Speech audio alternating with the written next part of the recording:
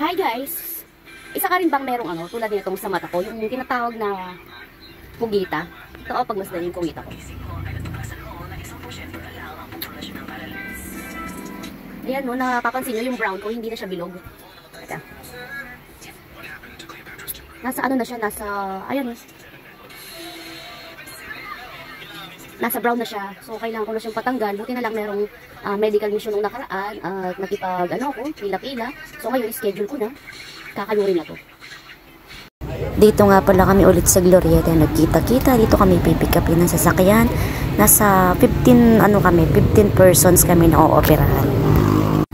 At eto na nga, nandito na kami sa Rosario Medical Hospital dito sa may Guagua.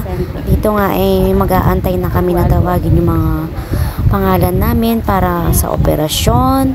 At 5 lang pala kami no-opera dito, yung mga 10 laser na lang sila. So kaming 5 talaga yung opera. So ayun nga no, na-late yung sasakyan namin kaya na 10 oras kami ng gusto dito. Umabot na yata kami ng mga alas 7, alas 8 bago matapos lahat-lahat. So kaming 5 nga pala yung for operation. Si Kuya Estanislao, si Ate Alma, Ate Ninita, at si Ate Lilibet at ako. Hi guys, welcome back to my channel. This is XTG. Ayan no, kahapon, ayan, nakapagpa-opera na tayo ng pterygium sa mata. So eto, medyo magapa yung mata ko. Ayan, hindi ko siya maimulat ng diretso. Ayan, tinanggal yung pugita ko.